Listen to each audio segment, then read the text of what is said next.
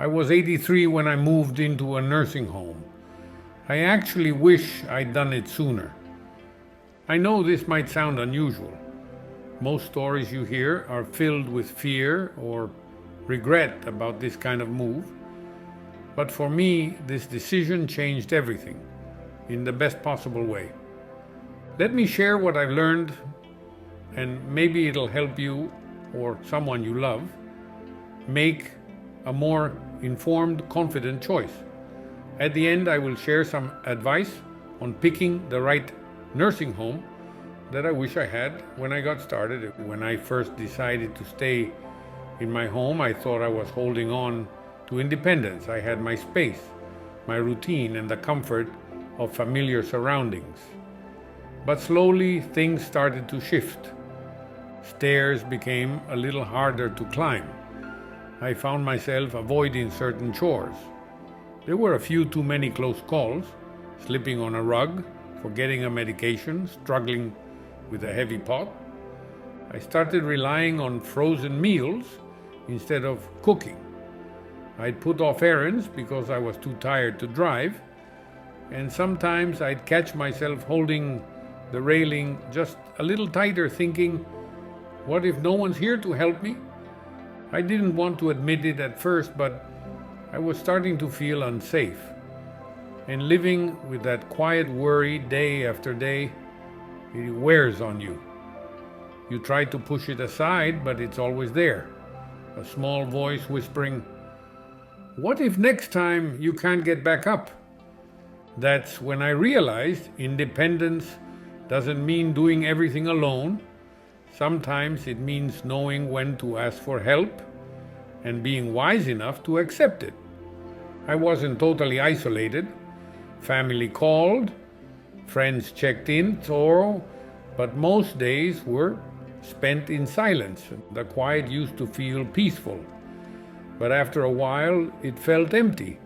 I missed spontaneous conversation, hearing laughter in the hallway, even just having someone nearby who knew I was there.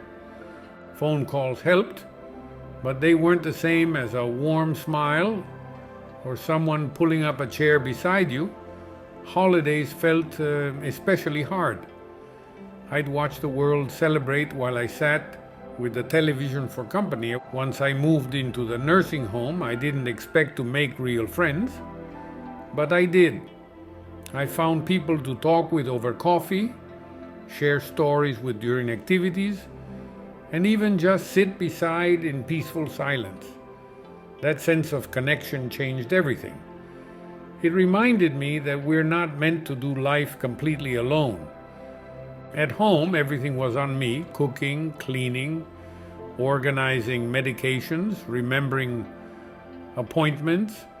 Some days I managed fine, other days I was just getting by. I'd skip vacuuming, leave dishes in the sink, or forget what day it was. I didn't realize how much of my energy was going toward just keeping up. Once I moved in, I finally felt the difference. Meals appeared hot and ready. The laundry was done without a second thought.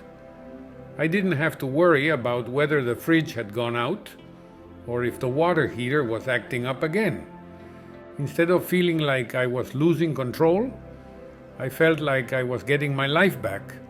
I had more time, more energy, and more peace of mind. I could rest, really rest, without guilt. Before the move, I was doing okay. I thought I was managing my health more or less, but I didn't realize how much I was letting slip, skipping walks, forgetting pills, brushing off stiffness or aches as just getting older.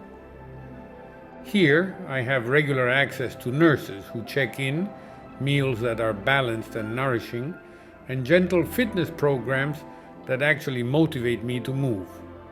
Even things like hydration and posture are supported in ways I used to ignore. Now I take walks more often, stretch daily, and I've even noticed that I sleep better. My body feels stronger and my mind feels clearer. I didn't expect to feel better at this stage of life, but I do. When I was living at home, my kids were constantly checking in, offering to run errands, or asking if I was doing okay. I appreciated it, but I also knew they were worried. Our visits often turned into checklists: groceries, prescriptions, bills, cleaning. We weren't spending quality time together. We were managing a situation. Since the move, things have changed. When my family visits now, we sit and talk, we laugh, we play cards or watch movies. They're no longer caretakers. They're my kids again. That shift brought us closer. It reminded me that leaning on help doesn't weaken your relationships. It can actually make them deeper. When I imagined life in a nursing home, I feared boredom.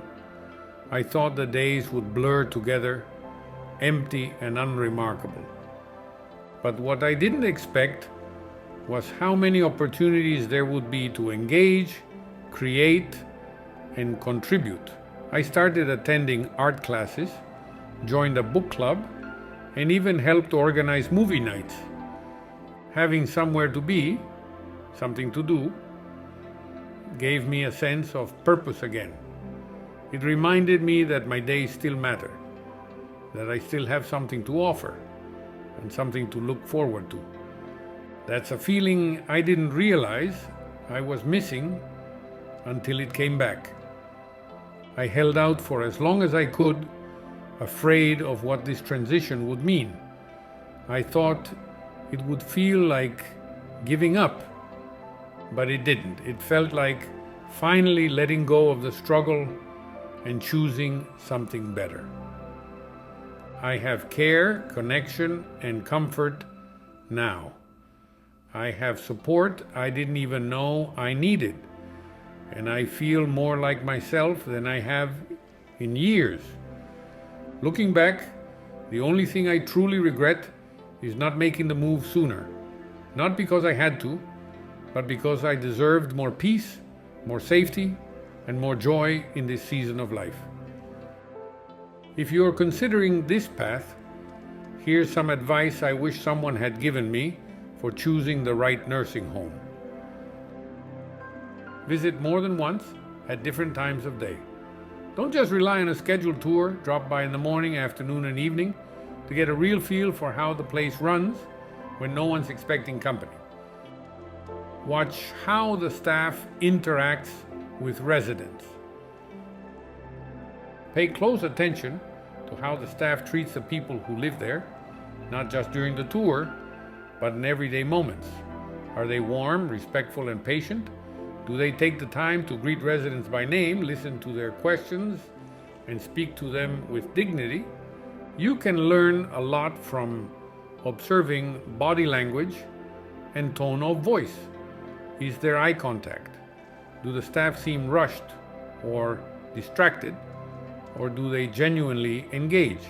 A good nursing home will feel more like a supportive community than a medical facility. You want to feel confident that the people caring for you or your loved one are doing so with heart, not just routine.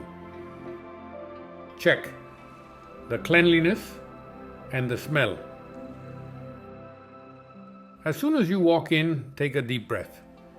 The cleanliness of a facility isn't just about appearance, it's a sign of how seriously they take hygiene, safety, and comfort.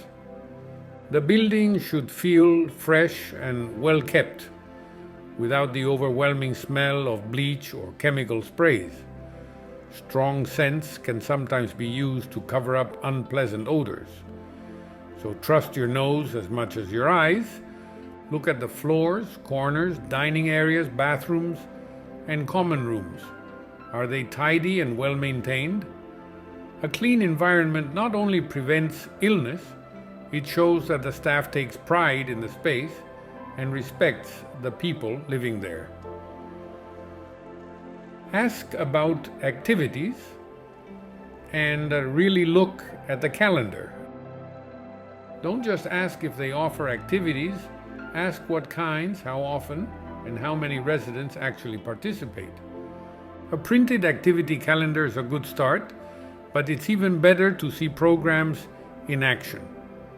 Are there options that support creativity, movement, learning, and fun? Do they offer group outings, spiritual services, games, music, or educational talks?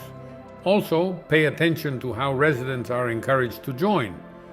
Are activities optional and inclusive, or are they just filler? The right home will respect each person's interests and energy levels while gently inviting them to stay engaged. Because mental and emotional stimulation is just as important as physical care. If you can, try eating a meal at the facility or ask to see a weekly menu. Notice the variety, the portion sizes, and whether the food looks and smells appetizing. Ask how they accommodate dietary needs, things like low sodium, diabetic friendly, or soft food diets. A good nursing home will work with residents to ensure meals are not only safe and healthy, but also enjoyable. Food can be one of the highlights of the day, especially in a community setting. Sharing a well-prepared, delicious meal can lift the spirits, spark conversation, and bring a sense of routine and satisfaction. Ask about staff turnover. Facilities with long-term stable staff tend to provide better, more consistent care. Don't be afraid to talk to current residents or their families. They'll often give you the most honest feedback about what day-to-day life is really like. Choosing the right place isn't just about safety, it's about quality of life. Take your time, ask questions, and trust your instincts. Because you deserve to feel cared for, respected, and at home wherever you are. So if you're facing this decision, I encourage you to pause and ask. Are you staying home because it's what you truly want, or because it's what you've always done? Is it still serving you, or is it just familiar? There are seasons in life where change can feel scary, but sometimes it opens the door to something even better. Thank you for spending this time with me here on Healthy Vibrance. If this video helped you see things differently, I'd love to hear your thoughts in the comments. Let me know what matters most to you right now and what kind of support would help you live your fullest life. And if you haven't yet, please like, subscribe, and share this video with someone who might need a little encouragement today. Until next time, take care of yourself and remember, life can still surprise you in the most beautiful ways.